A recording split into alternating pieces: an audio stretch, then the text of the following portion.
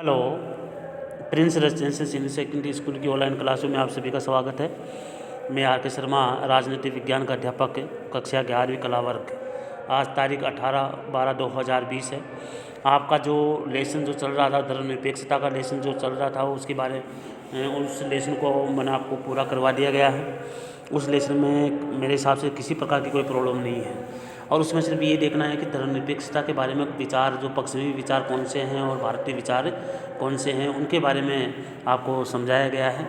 भारतीय मॉडल में धर्मनिरपेक्षता के बारे में किस प्रकार की सोच है, और अमेरिका के मॉडल में धर्मनिरपेक्षता की किस प्रकार की सोच है, और यूरोपीय देशों में किस प्रकार की सोच है, इनके बारे में मैंने आपको अवगत करवाया है, और मेरे हिसाब से आपको अच्छे से समझ में आ गया होगा। अब आपके जो इस लेसन के लास्ट में जो है कुछ महत्वपूर्ण क्वेश्चन भी बनते हैं, जो आपके सामने मैं बता रहा हूँ।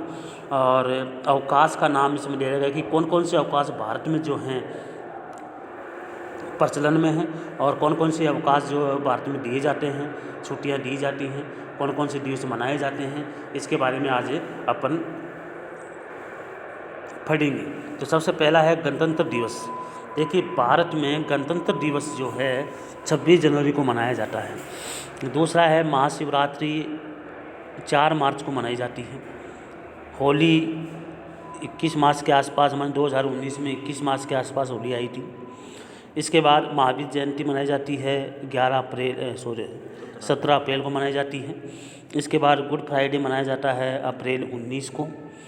बुद्ध पूर्णिमा होती है मई 18, और ईद उल फितर जो होता है 5 जून को, और ईद उल अजहा बकरा ईद होती है 12 अगस्त को। स्वतंत्रता दिवस मनाया जाता है 15 अगस्त को। जन्माष्टमी मनाई जाती है जो इस 2019 में आई अगस्त 24 को। मुहर्रम जो मनाया जाता है सितंबर 10 को। महात्मा गांधी जयंती मनाई जाती है 2 अक्टूबर को। दशहरा विजयदशमी जो है 8 अक्टूबर को। दिवाली जो है अब की बार अक्टूबर में आएगी 27 को। और इसके बाद ईद मिलादुन नबी पैगंबर मोहम्मद का जन्मदिन जो है 10 नवंबर को मनाया जाता है। और गुरु नानक जयंती जो है 12 नवंबर को मनाई जाती है। और क्रिसमस डे जो मनाया जाता है वो मनाया जाता है 25 दिसंबर को।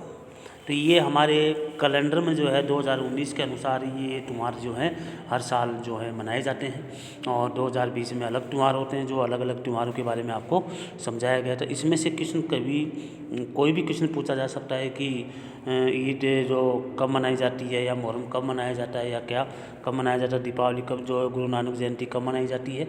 ये सारी चीज़ें जो हैं आपको जो है समय समय पर अवगत करवाई जाती हैं। इसके बाद जो आपका जो अभ्यास क्वेश्चन आपको को करने हैं, वो अभ्यास क्वेश्चन मैं आपको बता देता हूँ कौन कौन से हैं।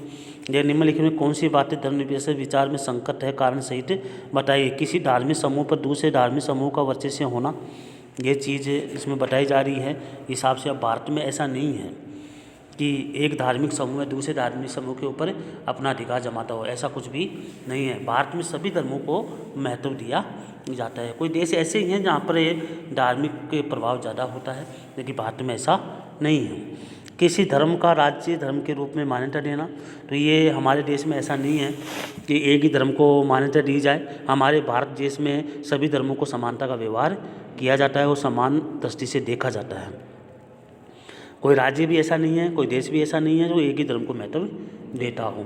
अदरवाइज देशों में हो सकता है, लेकिन भारत में ऐसा नहीं है। सभी धर्मों को राज्य का समान आश्रय होना, हाँ, भारत में ऐसा कानून बनाया गया है कि राज्य किसी धर्म को महत्व नहीं देगा, किसी की जो है धर्म को जो है विशेष स्थान नहीं देगा। सभी धर्मों को राज्य समान रूप से देखेगा, समान दृष्टि से देखेगा और उनकी सुरक्षा करेगा। विद्यालय में अनिवार्य प्रार्थना होना, हाँ, विद्यालय में अनिवार्य प्रार्थना होना ज़रूरी है, क्योंकि अपने इष्ट को याद करना बहुत ज़रूरी है। किसी अल्पसंख्यक समुदाय को अपने पृथक शैक्षणिक संस्थान बनाने की अनुमति होना, हाँ, हमारे संविधान में जो है ये दिया गया है कि कोई भी अपने धर्म को या अल्पसंख्यक जो धर्म है उसको बढ़ाने के लिए जो है अलग से संस्था बना सकता है या शिक्षा दे सकता है, धर्म को आगे बढ़ा सकता है। इसकी छूट हमारे भारत में दे रखी है। सरकार द्वारा धार्मिक संस्थाओं को प्रबंधन समितियों को नियुक्त करना। हाँ, अलग अलग समितियाँ बनी गई हैं जिसमें धार्मिक संस्थाओं की प्रबंधन समितियाँ जो अलग अलग बनाई गई है ताकि धर्म को सुरक्षा की जा सके या अल्पसंख्यक धर्म है उसको बढ़ाया जा सके। किसी मंदिर में दलितों के प्रवेश के निषेध को रोकने के लिए सरकार क्या हस्तक्षेप करती है? सरकार ने कानून बना रखा है कि छुआछूत की भावना किसी के साथ नहीं होनी चाहिए।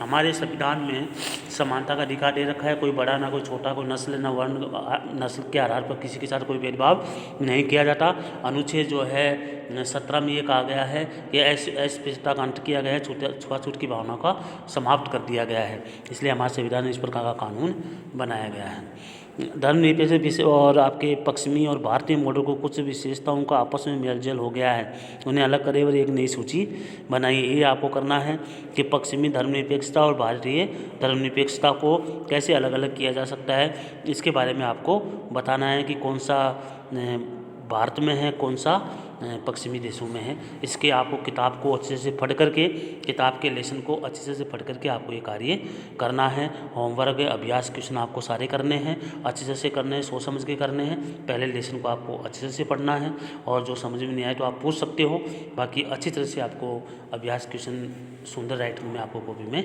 करने हैं। आज की क्लास में आपको जो बताया गया है कि कौन कौन से त्यौहार जो भारत में मनाए जाते हैं, आते हैं, कब आते हैं, कब नहीं आते, इसके बारे में आपको चर्चाएं आपके सामने करा दी गई है। और कल जो आपका जो लेसन स्टार्ट होगा 9वां लेसन, जिसका नाम है शांति के बारे में आपको आने वाले अगली क्लास में आपको अच्छे से बताया जाएगा। जब तक के लिए जय हिंद।